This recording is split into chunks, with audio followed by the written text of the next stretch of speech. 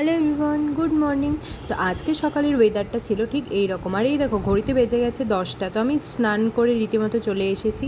আর এসে একটা ধূপকাঠি জ্বালিয়ে নিয়ে আমার ঘরে দাদুসহ যে কটা ঠাকুর ছিল সে কটা ঠাকুরকে দেখিয়ে দিলাম। দেখানোর পর যেহেতু টাইম হয়ে গেছিলো তো বসে পড়েছি খেতে। আর আজকে মেনু ছিল চিকেন আর ভাত। তো এই দেখো আমি খেতে বসে পড়েছি।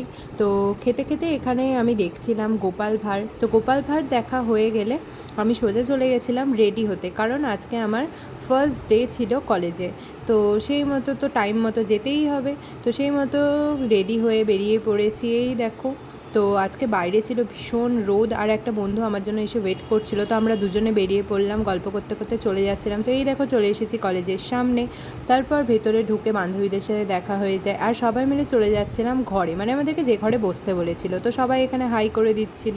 তো এই দেখো আমরা চলে এসেছি ঘরে, আর এত এত স্টুডেন্ট ছিল ঘরের মধ্যে। তারপর স্যার ম্যামেরা চলে আসে, ওনারা কথা বলছিলেন। তো কথা বলা হয়ে গেলে এখন আমরা বেরিয়ে পড়েছি একটু খেতে যাওয়ার জন্য। তো পায়েল দিদিকেও ডেকে নিয়েছিলাম। তো তারপর আমরা আজকে যাচ্ছিলাম হিলি মোড়ে জায়গাতে। তো এখানকার ভিতরের অ্যাম্বিয়েন্সটা ভীষণ সুন্দর ছিল। তো যতক্ষণ না আমাদের খাবার দাবার আসে ততক্ষণ আমরা এখানে বসেই ছিলাম, বসে বসে একটু ঢং করছিলাম। তো তারপর আমাদের খাবার দাবার চলে এসেছিলো, একটা ড্রিঙ্কস, একটা স্টার্টার, আর এখানে ছিল বিরিয়ানি। তো খাবার দাবার ভীষণই ভালো ছিল। তো খেয়ে দিয়ে হাসতে হাসতে টোটো করে চলে আসি বাড়ি। তো বাই।